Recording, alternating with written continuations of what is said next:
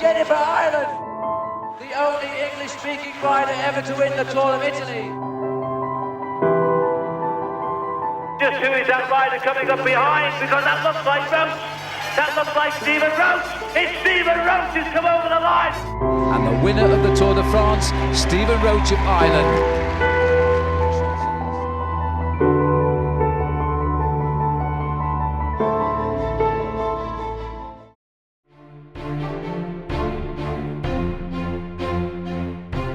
Roche was no less cocky because he was an amateur. He knew he would win the race in 1979. Who would you worry about with this group? No one.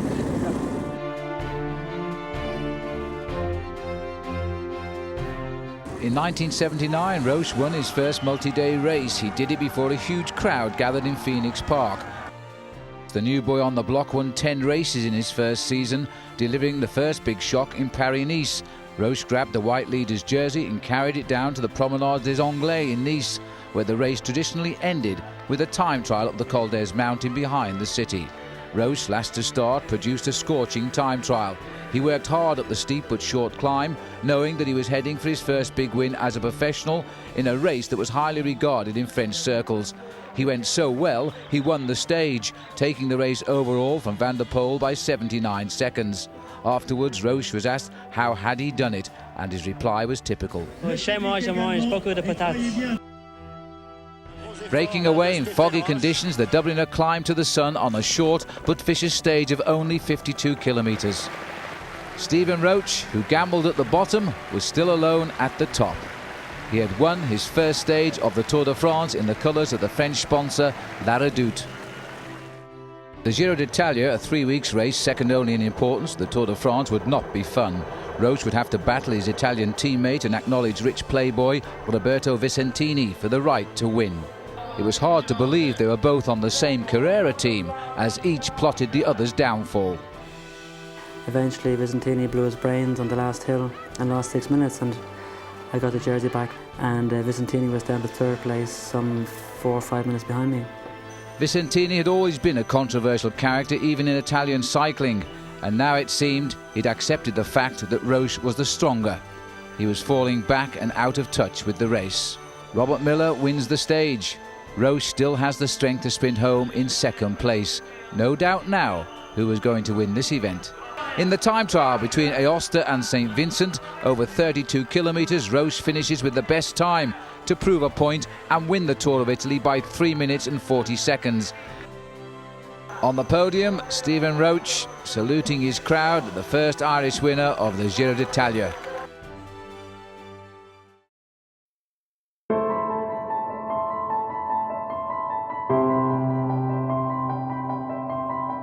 Delgado was the man to launch the attack. And trouble for Jean-Francois Bernard. A jammed chain, the yellow jersey was stopped by the roadside. It was a race between Pedro Delgado and Stephen Roche. But in the sprint for the finish, Pedro Delgado outsprinted Roche by just 3 seconds. He got the stage win. But for Stephen Roche, he got the maillot jaune. Roche was now in trouble. The pressure of the day was getting to him. Had he made the effort just too soon? Could Roche climb back into this picture? For the moment, at least, his maillot jaune isn't his anymore. Pedro Delgado was the new leader of the Tour de France. The maillot jaune was jumping from shoulder to shoulder. This was a classic race. Here is the start of the drama of today's stage of the Tour de France. Again, Pedro Delgado has slipped Stephen Roche on the climb. But remember, at one point he had 1.5 minutes. And just who is that rider coming up behind? Because that looks like Roche. That looks like Stephen Roche. It's Stephen Roche who's come over the line. He almost caught Pedro Delgado. I don't believe it. What a finish by Stephen Roche. We never knew he was that close. Stephen Roche has risen to the occasion so well. He almost caught Pedro Delgado on the line. Surely, Paul Sherwood, Stephen Roche is now going to win this Tour de France. Well, what an incredible finish by Stephen there. Who could have imagined that coming up those last few kilometres he must have pulled everything out. He let Delgado go at the bottom. Delgado did the same thing yesterday. He attacked and cracked towards the top of the climb, and Stephen just paced himself and pulled him back incredibly over the last few kilometres of this climb. Fantastic ride there. Morning. How are you? Like new. Like new. No problem from yesterday, eh? Just sore legs, but that's normal, I think.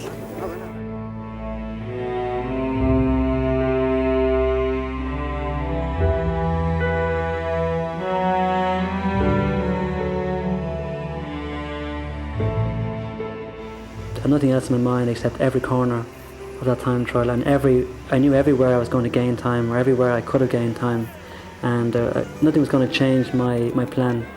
Didn't matter what time check I got. I was going to beat Delgado progressively. I wasn't going to go out and give him a good hard start or whatever. I was going to go out and progressively beat him. And I was just, until I crossed the finishing line that day, I was just possessed.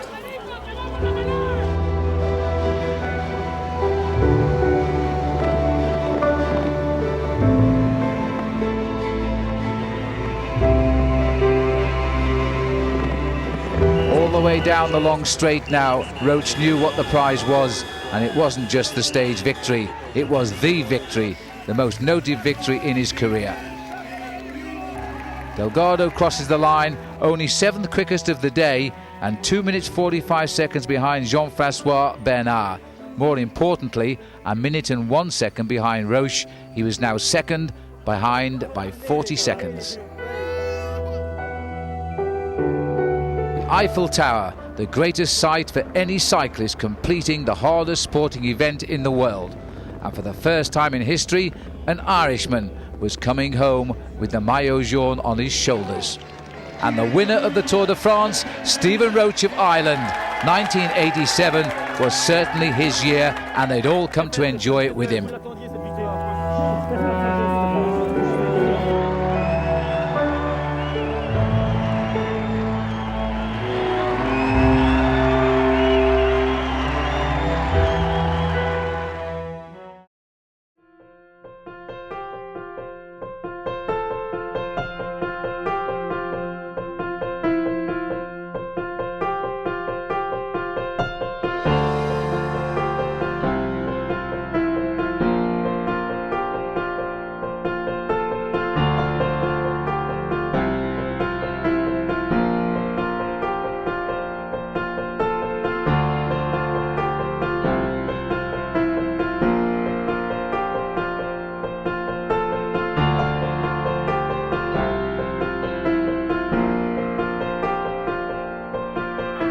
Can it be possible? The only man who's ever done this in the world before is Eddie Merckx, and Stephen Roche is going to get it for Ireland. This is the most marvellous result one could ever hope for. The only English-speaking rider ever to win the Tour of Italy, the second English-speaking rider to win the Tour de France, and now it's going to be the World Championship for Stephen Roche. Is the champion of the world, only the second man ever to win the 3 major races in the world in the history of cycling. It was too good to be true, really. And it was only once I crossed the line then I just came sunk in like what I'd done. Here was a man who had had to beat his own teammate to win the Giro, do battle in a difficult Tour de France before winning that, and then, while trying to ride for Sean Kelly, claiming the rainbow jersey for himself. Roche was at the height of his career and had joined Eddie Merckx in a very exclusive club.